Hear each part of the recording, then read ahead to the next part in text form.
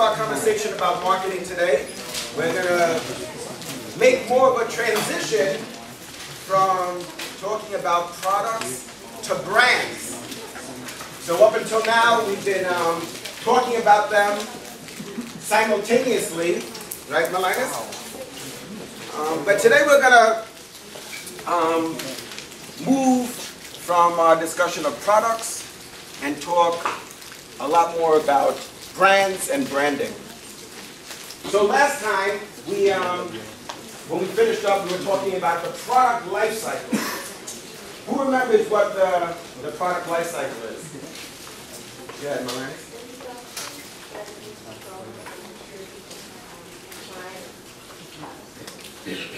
Right, so there's several stages. Myles is saying there's several stages in the product life cycle. Introduction. So introduction is at the point when we launch the product into the marketplace. And at that point in time, we could call that time zero.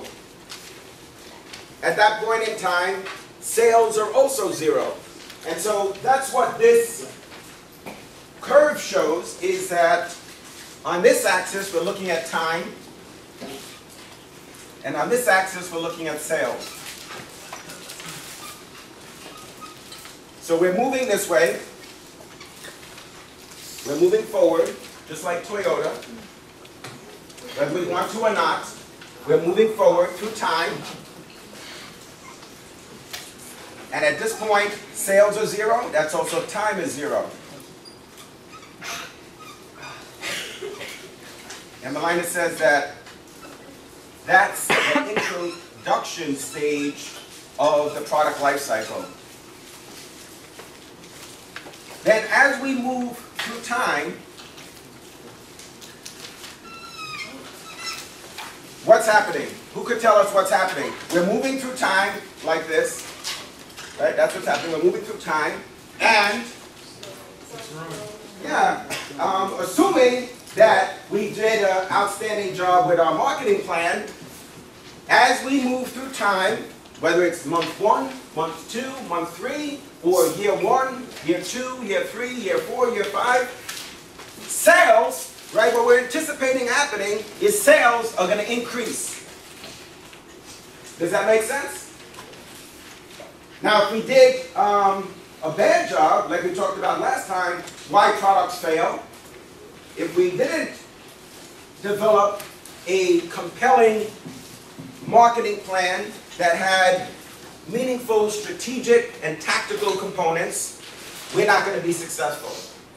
If our timing is bad, we're not going to be successful. Those are some of the reasons why products fail. What else? What is another reason why a product might fail? Bad protocol. Yes, absolutely. What else? Go ahead, Yana. The product is not necessary.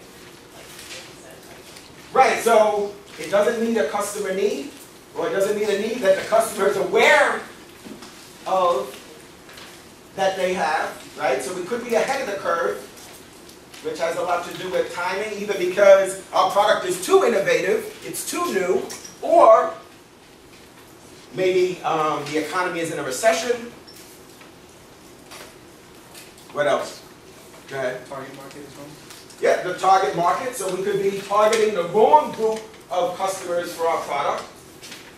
And that target market, those that we want to sell our product, like Jan is saying, is not seeing a need for the product. What else? Go ahead. the deliverance of it was wrong. Maybe allowed it. Right? So the execution of our plan. So remember I said it's not enough to have a great plan, because you might actually have an outstanding plan, but if it's not flawlessly executed, then we're not going to be successful. So when we think back as to why products are not successful, why the launch of new products are not successful, we need to understand why. So when you go into an organization, you say, "Hi, my name is Amulanga, and I'd like to suggest this." How was it? Alright, I'm going to keep practicing. This is my product idea. And what happens? The people that have been working there for 10, 15 years, they said, we've tried that already, Mulan. It didn't work. But you need to understand why it didn't work. It might have been a great product. It might have met the customer need, but the plan was not flawlessly executed. Too much or too strong competition? Absolutely. So remember we talked about the competitive set. If we're going to introduce a car, we need to know who our direct and indirect competitors are. If our direct competitor or indirect competitor is Toyota, we're facing some pretty significant challenges. Now that's why when we look at that perceptual map, you need to think about where we're going to be positioned. Is it going to be here, where there's competition, here? Maybe we want to be over here, where it's just us. So definitely, we might have had a great product that met a customer need, but the competition was too far entrenched, right? Too well entrenched in the market. They might have already had significant market share. Maybe the category is mature. If a category is mature,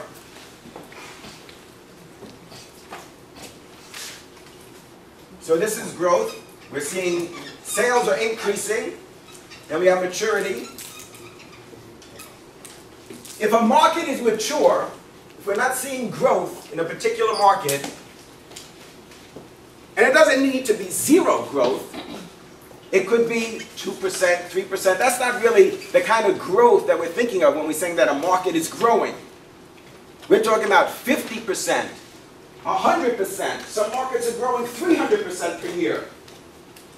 Remember we said the beverage category. The beverage category is very mature in the United States. $200 billion a year in sales at retail, but it's only growing 2 to 3% per year. That's a mature category. Now that doesn't make it bad. I mean, we'd like to have a piece of that $200 billion category. Coca-Cola is very profitable. They have billions of dollars in sales and profits. So it's not bad. We just need to understand the competitive dynamic. We need to do an analysis to understand the market attractiveness. And that market attractiveness could be low, or it could be very high. At some point, remember, we're just looking at what could be. So all the things that we mentioned so far about why products fail, we may not get to here. We may not get to this point. We may not get to that point. We may not get to this point. The product might be a bust. This tells us what will happen if things go well. This is what we can anticipate. That's why this is so insightful and so meaningful, because why? Why is this so insightful? Even if it doesn't, our curve doesn't exactly look like this. Why is this so meaningful to us?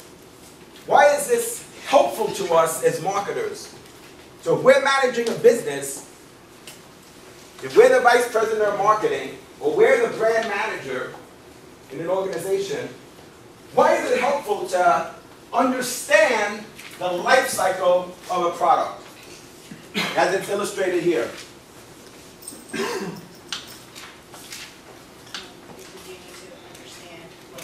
What you should be doing, like let's say during the growth stage, you may want to increase prices or sales, or like advertising or something to get more people to the height, and then you would know what you have to do at each step of the cycle. So at different stages of the life cycle, we're going to have to deploy different strategies, different tactics. Our objectives are going to vary throughout the life cycle of the product, which is absolutely true, what Jan is saying. So our strategy, when the category is mature, is going to be different than if the category is not mature, where you're still seeing a significant amount of growth. Because when the category is mature, there's really two key ways that we're going to increase our sales? What are they? How is sales going to increase? If I'm telling you that the category is mature and it's not growing, then how are we going to increase our sales? Add features. Yes, you could add features. So if we add features and add benefits, so if we modify the product, what we're doing is we're enhancing the perceived value.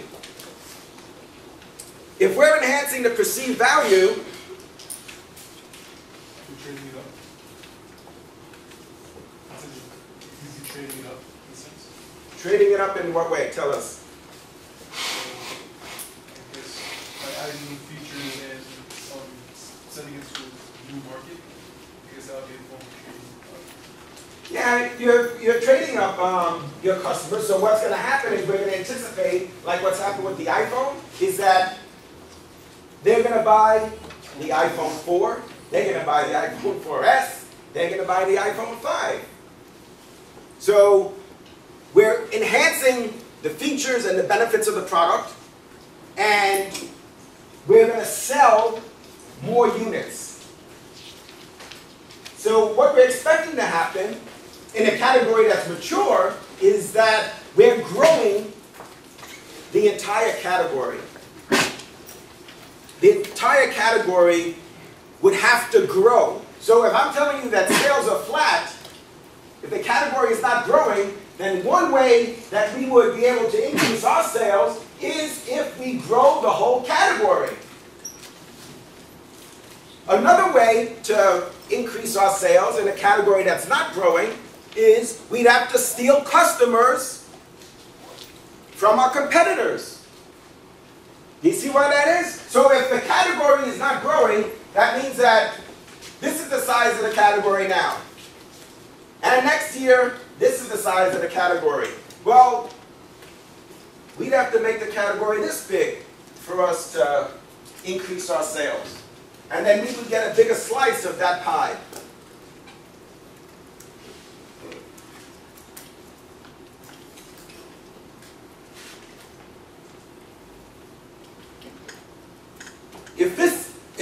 If the category here doesn't change, right, the size of the category doesn't change, then we'd have to steal the share that our competitors have, steal their customers. Now that's very different when a category is growing and everybody's selling more units. So everybody's selling, let's say, maybe 20 or 30% more units. Then you're growing with the category, which is what happens very often. But what if the category isn't growing? Then you're either going to need to add new features, new benefits, you got to modify the product in some way so that your sales are going to grow and the entire category is going to grow. So the entire number of units that's being sold in the category would increase. We could introduce a line extension. We could introduce a brand extension. Or if we introduce a brand extension, then we're going into a new category. So our sales as a company will increase, but for the category is going to stay the same. Now, we could be in maturity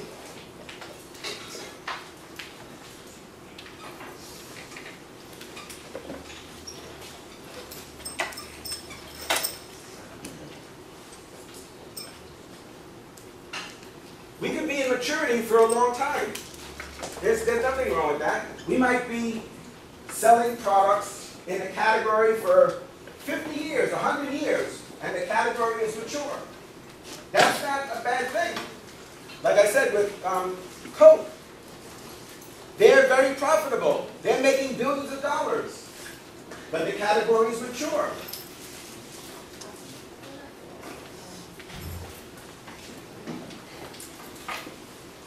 But remember, this is just a foreshadowing of what could be. It may not work this way. In fact, one of the key things I want you to remember about the product life cycle is that we could influence the product life cycle. So our hands are not tied behind our back. In fact, our job as marketers is to influence this cycle. And what is it that we want to happen? Is we want growth. We want to be able to stem growth. We want sales to continue to grow. And if we reach a point where the level of household penetration is very high, which means what? That means that, for example, everybody, let's say in the United States, has a television, or has 2 televisions, or even 3 televisions. So what's going to happen to your sales of TVs? Sales of TVs are going to go down. If the household penetration is very high and everybody already owns a TV, then sales are going to go down unless the category innovates. And what have we seen happen in the market for TV monitors? 3D. Yeah, adding new features, right? So plasma has seen a significant downturn. Then they introduced LCD, and now LED. And now there's more features. Smart TVs, where you could access the YouTube lectures for this class from your TV. Some of them have a widget on the screen where you could click on YouTube and you could watch the lectures for our class. Some of them you have a browser where you could actually, on your TV, using the remote, type in youtube.com. Somebody said 3D. So if you continue to innovate, you could continue to, even in a market where there's a high level of household penetration, get people to buy. So if they already have a TV, our challenge as a marketer is, well, how do we get them to buy another one? How do they get us to buy clothes? Right? Promotions, sales, but they keep changing the designs. So you say, well, you already have a suit. You already have a blue suit. They said, but you don't have a blue suit like this, with powder blue stripes, thin powder blue stripes, like pinstripe. And what about this suit, where it's not pinstripe, it's actually more wider, like chalk stripe? And you got blue suits, that's great. What about gray suits? What about brown suits? So we need to find ways to get the consumer to purchase. So again, an important takeaway for us is that we could influence this product life cycle. And we have to continue to modify the marketing mix. What's the marketing mix?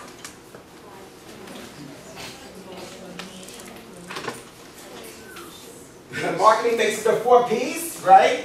Price, place, promotion, and product. We need to continue to modify those throughout each stage of the product life cycle. So when we say modify the marketing mix, what does that mean? Well, it means that if we're going to modify the price, then we have to decide if we're either going to increase the price or lower the price. Or the price is going to stay the same. That's a strategic decision. That's not a no-brainer. We have to decide when we introduce the product if we're going to use a penetration pricing strategy, which means that we introduce the product at a low price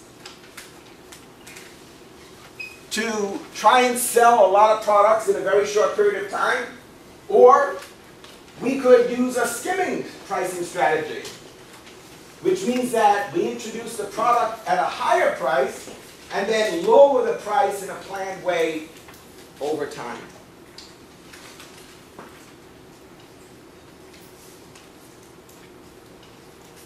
So what's the advantage of a skimming strategy? Why would we introduce the product at a high price? Because you might say, well, wait a minute, whoa, wait a minute. At a high price, aren't less people going to buy? What do you think? You could well, first of all, you need to make the money back from all the advertisement. just in case the product doesn't do well, you can make all your money back. And if it does well, if you get lucky, then you could kind of level up the price. So we're not just ripping people off. You know, you make Right, Adam? When we introduce a product at a high price, you're saying there's a very legitimate reason why you would charge a higher price at the beginning, because we might have spent literally billions of dollars in developing and researching the product and advertising heavily to promote the launch of the product. But then once those initial startup costs are recovered, then it would be reasonable that we could lower the price a little bit, and then a little bit more, and a little bit more. It's also like the technology you use, if it's brand new, and the only one who has it, then you can't put any pricing on it, and the second you have competitors, then Oh, so the level of newness right. you're talking about. Right, so absolutely. So if we differentiate ourselves, then we definitely have the opportunity to charge more. So even if what you were saying, I'm sorry, what is your name? Michael? So even if what Michael was said isn't true about us having a significant amount of startup costs because of advertising and research and development, Jan is saying that as marketers, we realize that our positioning may not be what we call a head-to-head. It might be a differentiation strategy. If we differentiate ourselves, that means if we're unique in the market, then we have the ability to charge more. So if we differentiate ourselves, then we could charge more. We could charge a premium for our product. But then it will last that long because that will attract more competitors if they will see that in that market there is a lot more. Absolutely. So, everybody get what Myles is saying? She says, yeah, that's going to be a short-lived phenomenon because competitors are also doing analysis. They're also doing SWOT analysis. They're watching what we're doing. They're trying to identify their direct and indirect competitors. And so, they're going to look at our product line and they're going to say, that is crazy. They're selling the product for $600. We could make that product for $80. And so we're going to attract competitors into our category. And they're going to rely on us to create that category need. So there's definitely advantages to being first. In fact, very often, marketers believe that it's better to be first than it is to be better. So in other words, it's better to be first to market than it is to afterwards come out with a product that might be better. That's not always the case, because look at what Apple did. They weren't the first to the market with MP3 players. I know, it's like hard to believe, right? Like there was a time when MP3 players were being sold and it wasn't branded iPod? You were alive then? Wow. Isn't that crazy? But that's true. So they weren't first, so it shows you the power of marketing. What they did was a much better job of marketing the technology.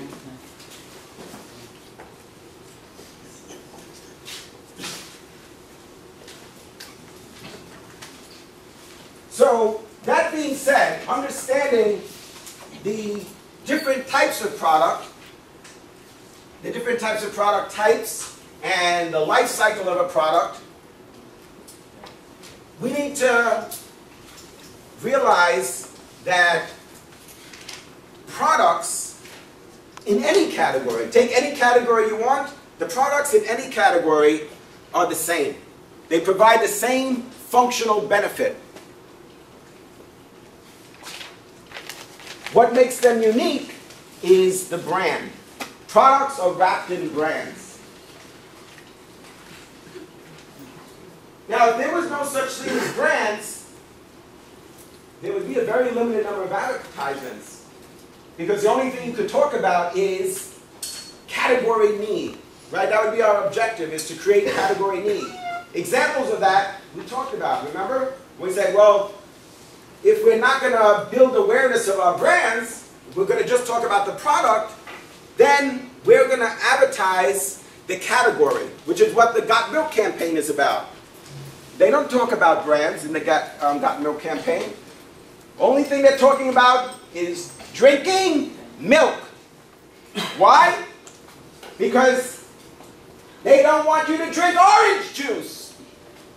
Right? Isn't that what we said? Because they see orange juice, interestingly, as more of a direct competitor. They said, you know, we're not as worried about the other dairy farmers. We're more worried that people are drinking orange juice instead of milk. They feel that a good number of people believe that orange juice is a substitute for milk. Question? All right, so we're going to talk about different branding elements and the criteria. So, one branding element, now we're talking about branding elements, is the logo. The logo is a graphic representation of the brand name. So the logo is what's called a word mark. Right, Jenny? All right. So a word mark contains words. What type of words does it contain? The name of the brand.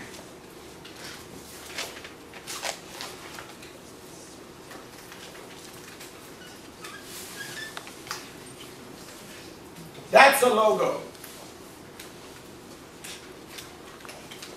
That's a graphic representation of the brand name. This is a logo. Well, this is like their logo now. This was their logo before.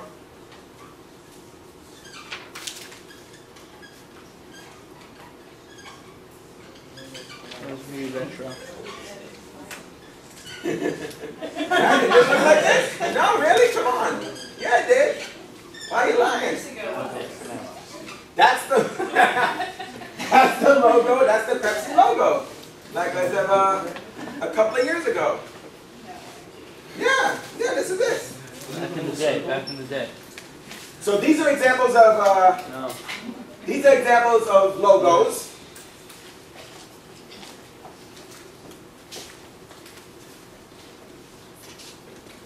Companies very often use symbols. Now a symbol is not a word mark.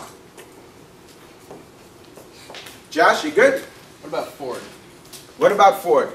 Is that a logo or a symbol? Well, yeah. You want to come up and draw it for us? Oh, it's the oval with the Ford inside of it. Ah, interesting. So, why would you think that's not a logo? If this is their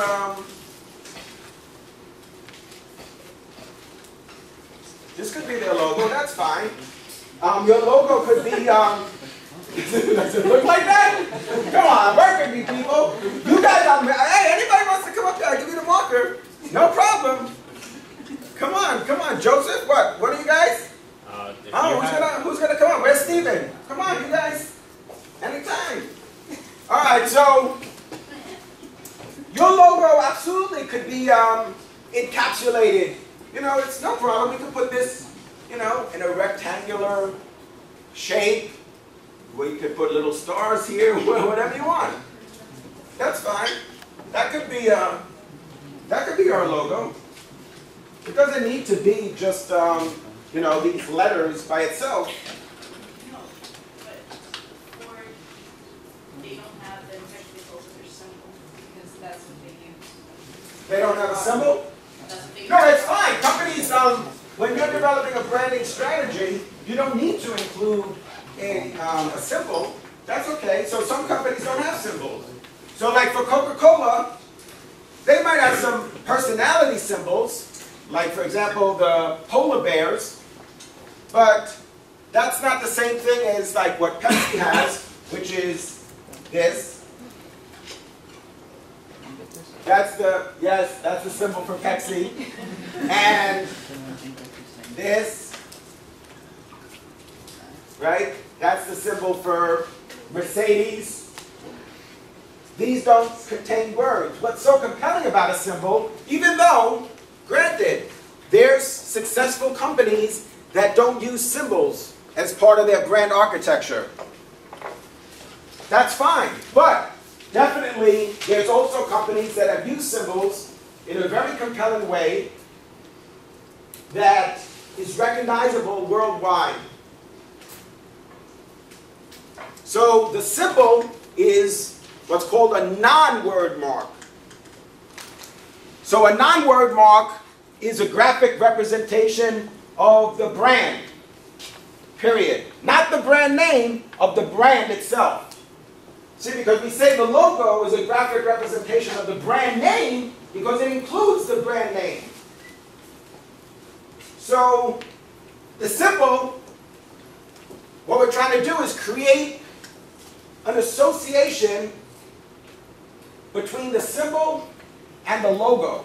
And we want to have associations with our brand that are strong, unique, and favorable.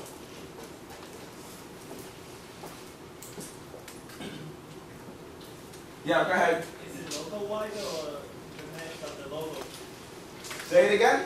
The logo is registered as a national-wide or it's just for the country? Is the logo, do we have trademark protection, let's say like outside of the US? Yeah, like somebody else can copy in other countries? No, they're not supposed to. And other countries, though, are starting to realize that there's values in creating powerful brands.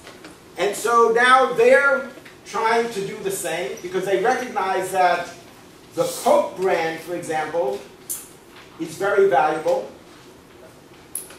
Who remembers what the value of the Coke brand is? 70 billion. How much? 70 billion? Yeah, 70 billion. According to Business Week, the value of the Coke brand is approximately 70 billion US dollars. Doesn't that blow your mind? Because that's not their inventory of soda. Has nothing to do with the inventory of soda.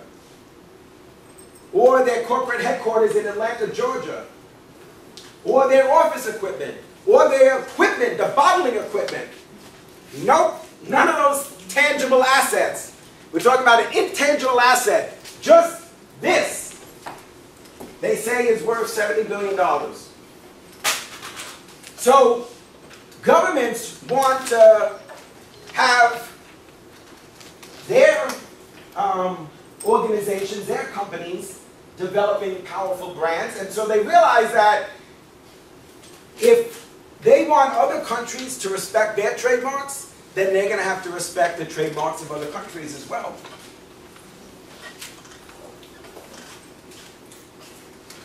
So for Coke, you'll see Circle R, which means it's a registered trademark.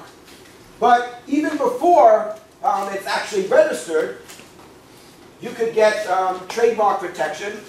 So one of the criteria for developing a branding element is that it needs to be protectable. So if we develop a logo, if we develop a symbol, if we develop a tagline, a slogan,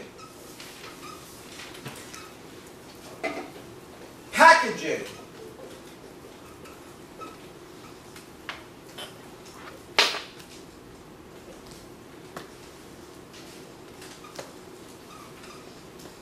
or attempt to create trade dress, then it needs to be protectable. That should be one of the metrics that we use to determine whether or not the branding element is worthwhile, whether or not we did a good job, is can we get trademark protection?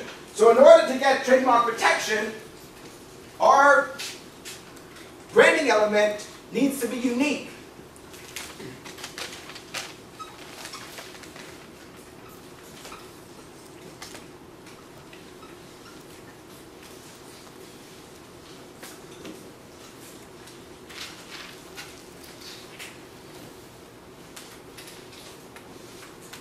You can't trademark words in the dictionary.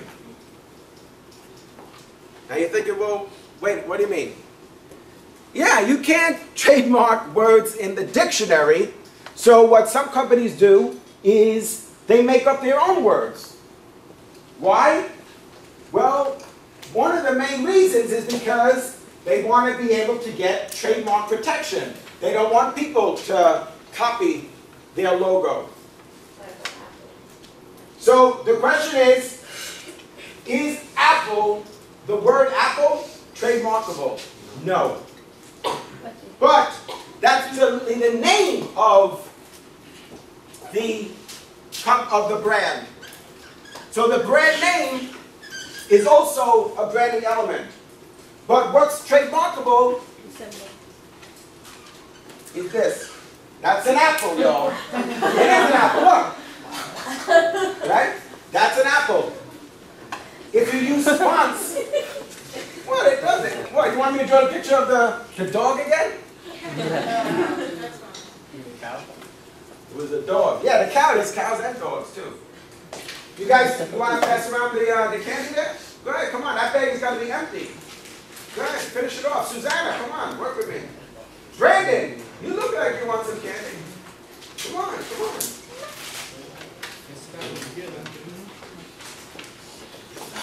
So you might be surprised. You're like, what? Yes, big companies make big mistakes. So your brand name, one of your branding elements is your brand name.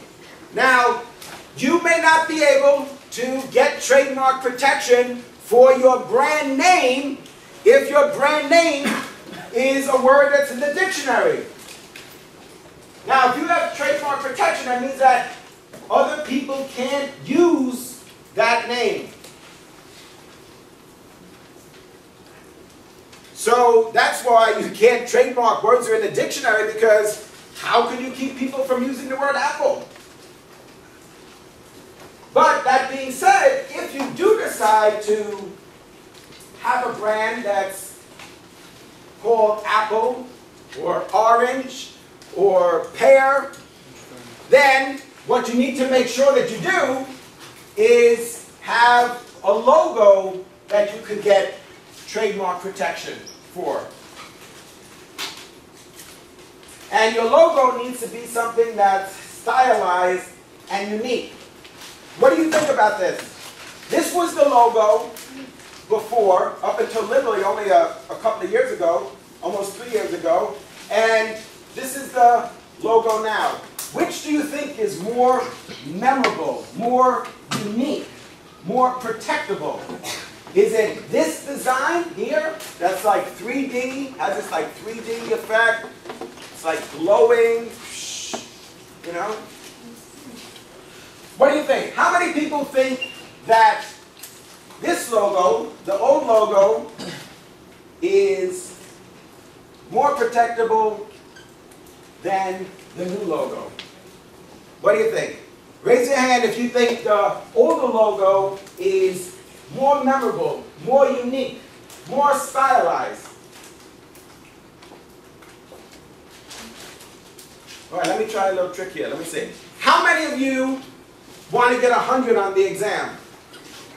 Oh, your arm does work. Amazing. Amazing. I just wanted to check. I wasn't sure, you know. All right, so you could raise your hand. That's good. Good, good, good. So most people would think that the prior logo was more stylized, more unique.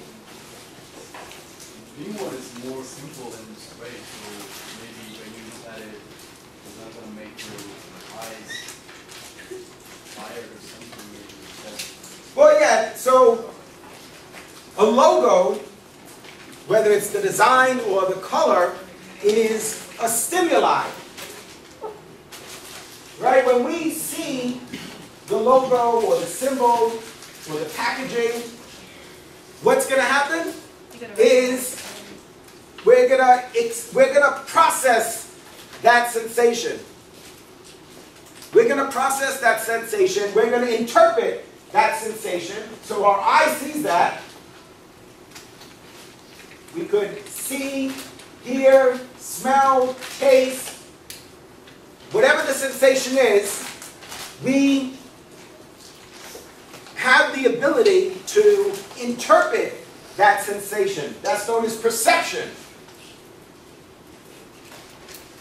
Now, we may decide not to process or interpret the sensation. So, for example, we might actually have a perceptual filter. What's a perceptual filter? I'll give you a couple of examples of a perceptual filter. And let me help out Chantel here. An example of a perceptual filter. Here's a good example. Perceptual vigilance. Christina, perceptual vigilance. Perceptual vigilance is an example. Joseph, you following me? Perceptual vigilance is an example of a perceptual filter. What that means is that we filter out certain sensations. We can decide whether or not to process a sensation. So, for example, perceptual vigilance says that we only pay attention to things that are relevant to us. So, for example, if we see an ad for Burger King or McDonald's or Taco Bell, right? Everybody knows the Taco Bell dog? The little Chihuahua? Yeah. Yeah, they get on Taco Bell, right? Yeah. If we're not hungry, then we're gonna filter that out. That's known as perceptual vigilance. So perceptual vigilance means that if we're not hungry, if we're not thirsty, then we're not going to pay attention. As advertisers and as marketers, we need to make sure that we understand that very well. So we might be advertising for cars, for MP3 players, for fast food, for 1080p, high definition, 3D, smart LED monitors.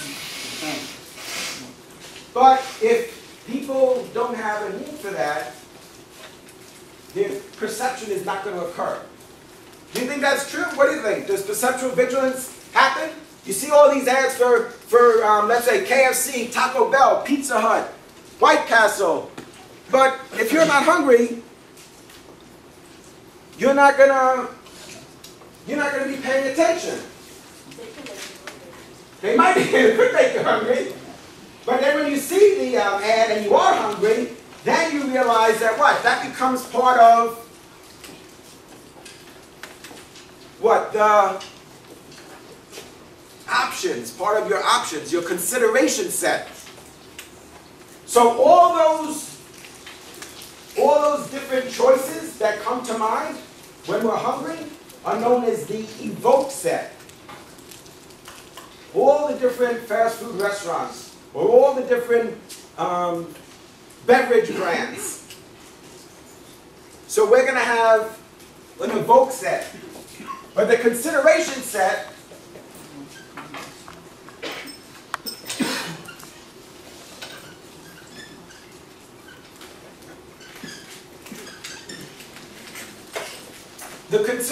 set are only those brands that we seriously consider purchasing. You see why that's important to us as marketers? Because when we talk about brand awareness, there's two types. There's brand recognition and brand recall.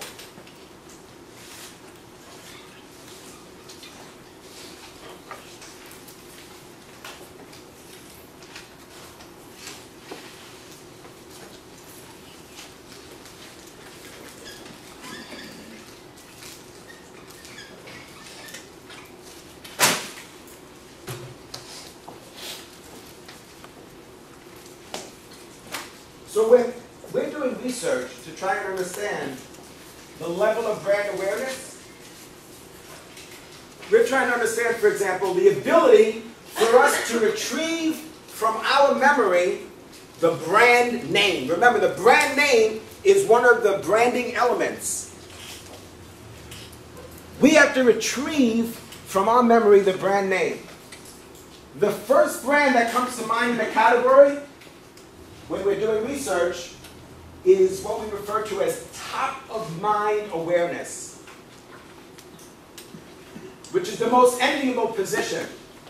So when people say, give us tell us the name of 10 beverage brands, the first one that comes to mind is what we call top-of-mind awareness. But brand recall, that's known as brand recall. Brand recall is important for us to measure, and we want to track our level of brand recall and brand recognition over time. Why? Why is that? What is that going to tell us? If we're doing branding research, if we're doing brand awareness research over periods of time, every 6 months, for 5 years, 10 years, 20 years, what is that going to help us determine? Why would we do that? Why would we do branding research? Why would we keep doing research, whether it's through phone surveys or internet surveys, mail surveys? Why would we keep track of that? What is the purpose? Go ahead, Brandon. You want to get a sense of where people are at with your product, whether they like it or what can be improved or pricing. You're trying to get an overall view on what could be made better. So it's going to help us with our positioning, right? Yeah. So with the perceptual map, we're going to try and understand where we are on the perceptual map, and then if there's any changes. So we're going to look at not just the brand recognition and the brand recall, but we're going to look at attitudes and perceptions. So we want to know, how do they perceive our brand? What is our brand image, our brand personality? And do they remember our brand name? That's gonna, go ahead, tell us. It's also about relevance, to know like what's relevant right now. So if you do like a cell phone search over the next 4 years and the first thing that comes up is iPhone, you know that iPhone is doing something to remain relevant. So that may be your biggest competition. So it kind of helps you figure out who your competition is and what you need to do to better your brand. Right, absolutely. So it's not enough to have a brand name, a logo, and a symbol. Even if you have brand awareness, it has to be relevant. That's an excellent point. Like, for example, when AT&T took over Singular Wireless, Singular had worked so hard to create a unique brand identity that was, like what Kenny is saying, Lewis, right? Oh, that's you? Wow, why are you playing on me like that? Trying to confuse the professor. Hey, let me see. Oh, I know. Williams. Warren. Oh, come on. I was close. Chiamoni, right? Chiamani. All right. That's who I'm going to grade your exam, too. Well, no. Close, but no cigar. No, I'll give you a break. I'll give you the benefit of the doubt. Don't worry. Chiamani. Right, Mulan? Okay.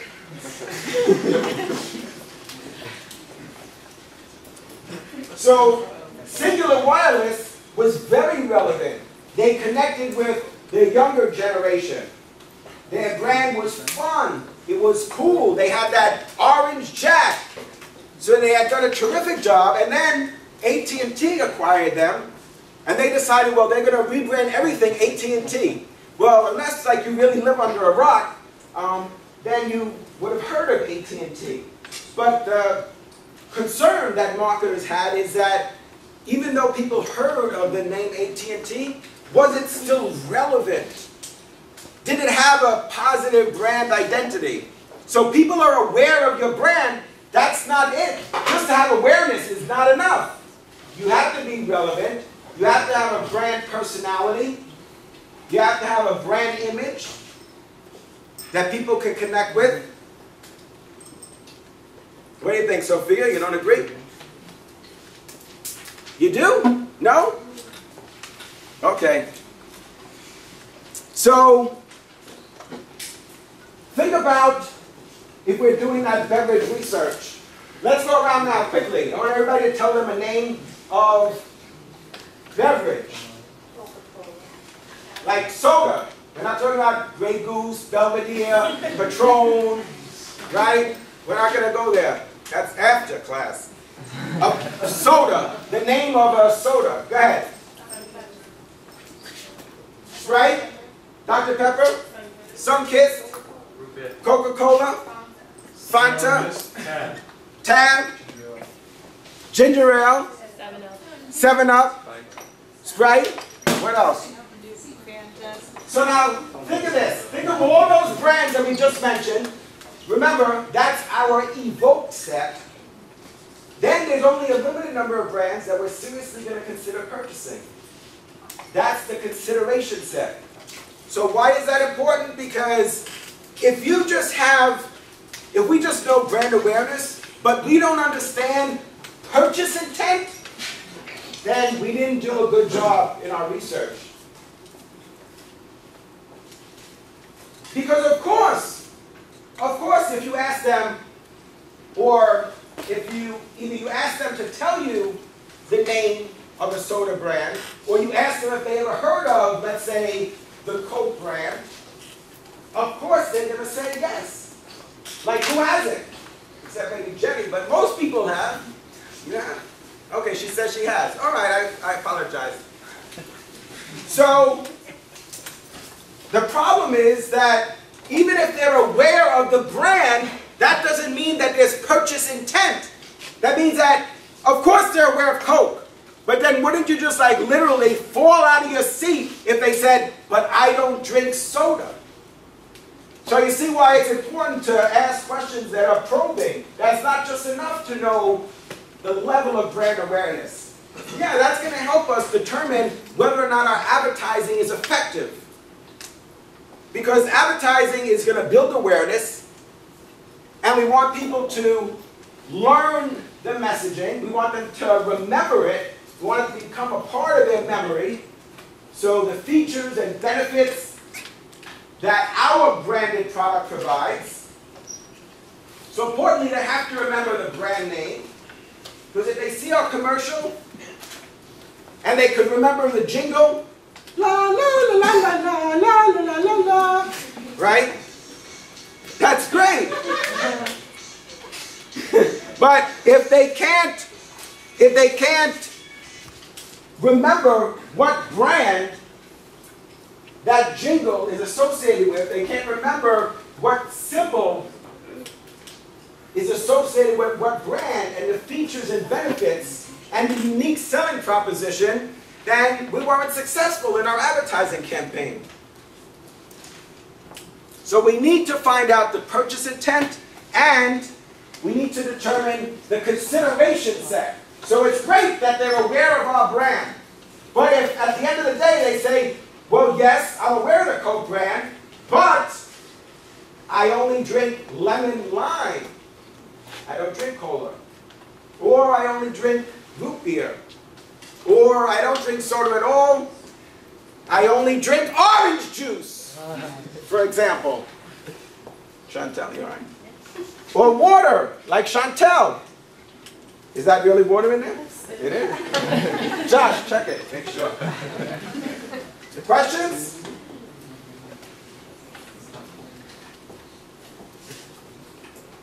Any questions? Oh wow, we still got like 2 hours. Okay, so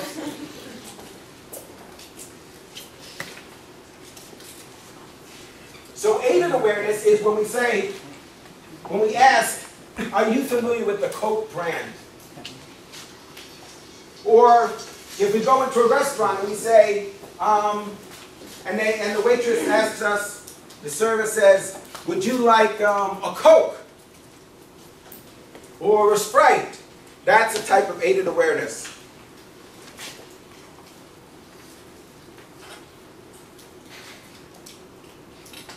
Unaided awareness is when they say, well, what would you like to drink?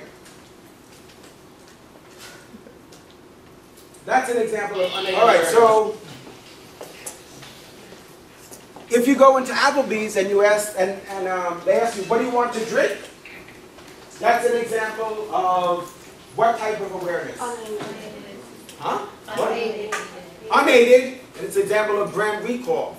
So we have to retrieve from our memory the brand name, which if our objective is to have a high level of brand recall, then we're going to have to spend a lot more money on advertising. It's going to take more exposure to our ads for our target audience to be able to process that message and to learn the message and for them to store it in their memory. Because recognition just means that when you see this symbol, you recognize that symbol as being associated with the Mercedes brand name.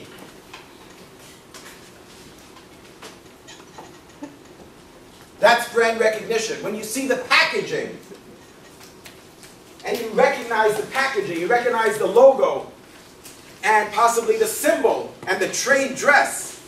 So some companies have a very strong trade dress. They have a color that's associated with their brand name. Like McDonald's has a strong association with their brand name, and the color's red and yellow. Which one? Tiffany, absolutely. They have like a color, sort of a teal blue color, like my shirt. That's part of their trade dress. That's very memorable. Chase, that was very impressive a few years ago. They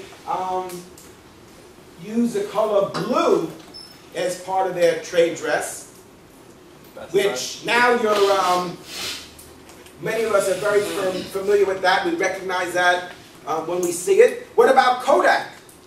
Yellow. Kodak yellow? And red. Kodak yellow and red? Yeah. Okay. And red? Red like this? Yeah, the Kodak. What about like what Marina, that kind of red? Yeah. You know, the color, we have to specify a specific Pantone number. Pantone is a color matching system. It's not just, it's red, but we have to specify what shade of red, because there's a lot of different shades of red. The tagline is a few words or a very short phrase that we associate. It's soon going to be over, don't worry. Couple of minutes. Hang in there. That embodies the positioning or the unique selling proposition of our brand. That's very enduring. That's not something that we change on a regular basis. So we have our logo, our symbol, and then we have a tagline. That's not the same thing as the slogan. The slogan is the key message for an advertising campaign. The slogan we're going to change on a regular basis because remember we were talking about perceptual filters? There's perceptual vigilance, there's perceptual defense. Perceptual defense means we block out messaging that makes us feel uncomfortable. Like for example, if you're a smoker and you see a billboard that says, smoking causes cancer, you're not going to read that, right? You're going to filter that out. Who would want to? So we have to think about that and understand that as marketers and advertisers. If you want to have a billboard that says, smoking kills, who is your target audience? Is it really smokers? Because perceptual defense, the concept of perceptual defense says they're going to block that out. Maybe the families. Maybe the families, non-smokers. Adaptation is a type of perceptual filter that says that when we become so familiar with the ad that we stop paying attention. We get used to it. So we might get used to it for a variety of different reasons. Adaptation could happen for a variety of different reasons, but one of the main reasons is because we see it too many times. And after after a while, when you keep passing that same billboard every day on the way to the college, whether it has anything to do with smoking or food, we stop paying attention. And so that's why the slogans and the advertising keeps changing, because companies realize that wear out, advertising wear out occurs. The message gets tired. And so they keep changing the slogans. That's the theme for an advertising campaign. They keep changing the theme and the commercials and the print ads and the billboards for a particular company, because they know adaptation is going to occur. People are going to stop paying attention.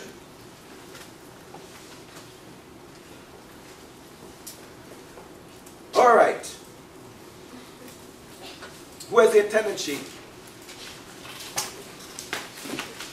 All right, so Professor, we just talked about the tagline and a few words associated with the brand. So it's like, for example, what? So an example, wait, don't go yet. I want to tell you something about the exam. The tagline is a couple of words like, for example, we bring good things to life is the tagline for General Electric. That's something that is not changed on a regular basis. That can be your tagline for 5 years, 10 years. But the slogan, you might change that every 3 months, every 6 months. Why? Because for a given campaign, your message is going to focus on a limited number of things. So maybe in one advertising campaign, the slogan focuses on the fact that your food is very nutritious.